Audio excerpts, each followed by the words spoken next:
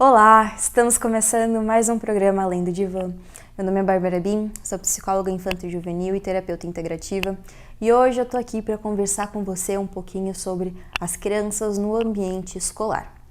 Outro dia eu atendi no consultório mais uma mãe que veio até mim reclamando sobre a filha não querer ir para a escola, a dificuldade que ela tem de fazer a criança, além de se sentir motivada para estar na escola, fazer as lições de casa e realmente ter uma vivência tranquila ali no ambiente escolar.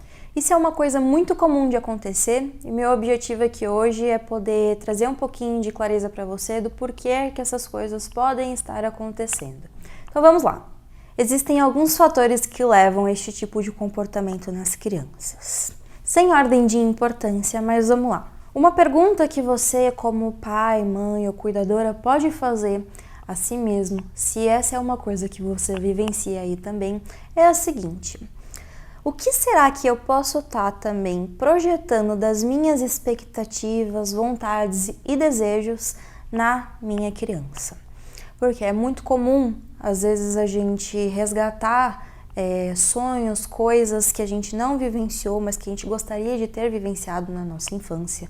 E na hora que a gente tem um filho, na hora que a gente está cuidando de alguma criança, a gente coloca nela a expectativa de poder proporcionar ambientes que possam estar levando esta criança a viver as coisas que você um dia quis viver também. Nesse sentido, é importante reconhecer que o seu filho, que a sua filha, é um ser que está além de você. E nesse sentido, é uma pessoa que tem características de personalidade, de interesses, de vontades diferentes da sua. Sendo pessoas diferentes, as formas com as quais cada um de vocês vão se relacionar com as experiências da vida também serão diferentes. Então é um equívoco acreditar que o seu desejo de poder proporcionar o melhor para o seu filho e para a sua filha realmente possa ser o melhor para o seu filho e para a sua filha. E aí entra uma coisa muito simples que você pode fazer nesse sentido, que é se perguntar, fazer a seguinte pergunta: como é que eu posso contribuir com o meu filho, com a minha filha, para que ela tenha a melhor educação para ela? Uma outra coisa que a gente pode colocar aqui, um segundo fator que influencia nisso também, é que muitas das vezes, neste nosso desejo de dar o melhor para o nosso filho, para a nossa filha, de proporcionar o melhor ambiente educativo para ela, a gente passa a escolher escolas e ambientes com modelos educacionais que estejam alinhados com os nossos próprios desejos.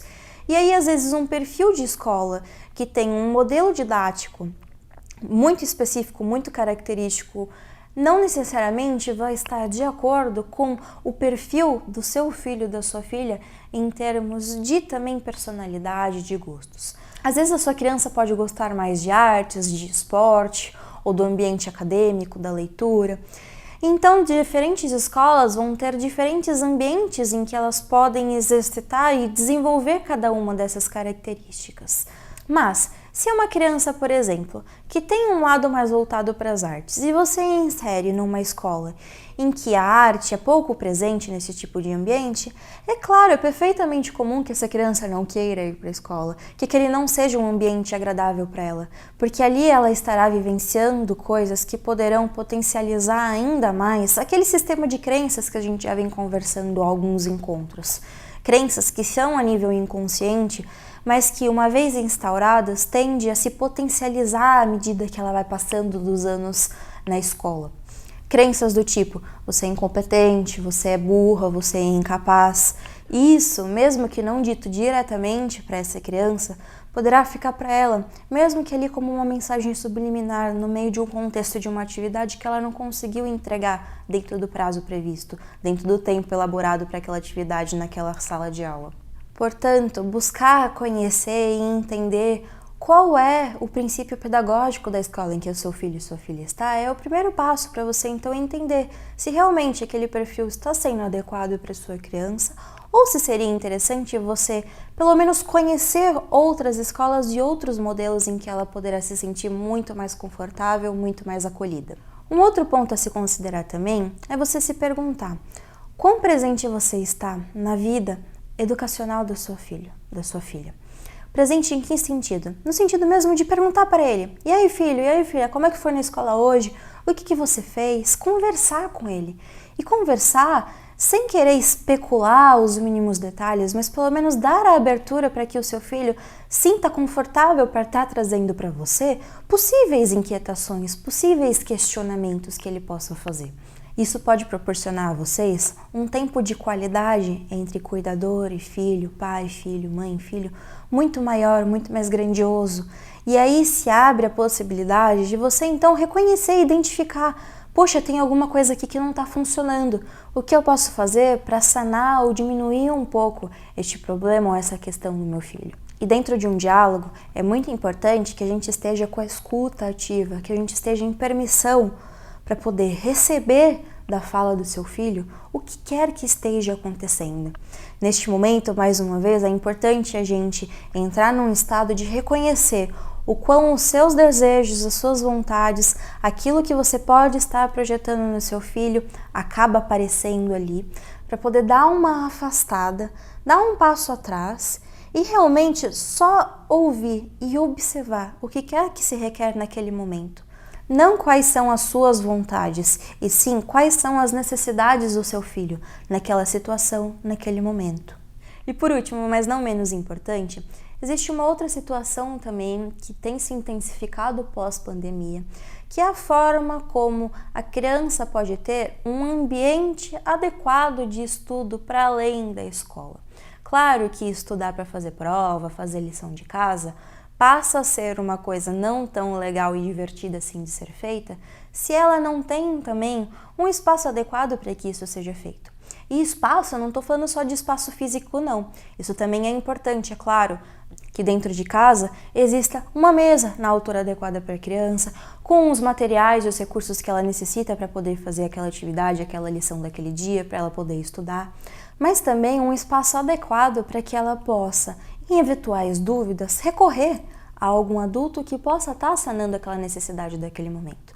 É claro que o professor não vai estar em casa para poder tirar a dúvida naquele momento, mas poder ensinar para a criança, poder ensinar para o seu filho que ela pode anotar então se ela ficou com dúvida naquela lição de casa, naquele exercício, que ela pode recorrer ao professor para tirar a dúvida posteriormente, é uma forma muito mais eficaz do que ficar guardando ou deixando de fazer a lição por conta de uma simples dúvida.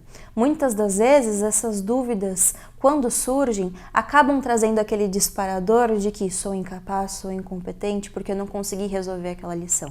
E aí, se a gente percebe isso, mesmo que estando de longe ali, só olhando e observando a criança fazendo a lição de casa, se a gente percebe isso, a gente também pode ter ali uma escolha de poder ajudar essa criança, ajudar o seu filho e a sua filha, reconhecendo que, opa, tem coisa aí por baixo então. O negócio está um pouquinho mais profundo. E aí a importância e a necessidade dessa criança trabalhar em terapia essas crenças que podem estar encobertas, essas vivências que ela pode ter tido dentro da escola em que ela está hoje, que não estão contribuindo para que ela tenha um desenvolvimento consciente, um desenvolvimento bacana e construtivo. É fundamental que vocês, enquanto pais, se interessem pela vida educacional dos seus filhos, porque isso fará uma enorme diferença. Talvez se não perceptível agora, lá no futuro. A minha experiência em consultório mostra que muitos pais tendem a passar por esses desafios sozinhos, mas saiba que isso não é necessário, que existem muitos profissionais também que estão aqui para poder contribuir com você. E a gente vai encerrando o nosso episódio por aqui. Eu te convido a me seguir nas redes sociais, @psi.barbarabim, que lá eu compartilho muito mais desses conteúdos com vocês. Até a próxima. Tchau, tchau.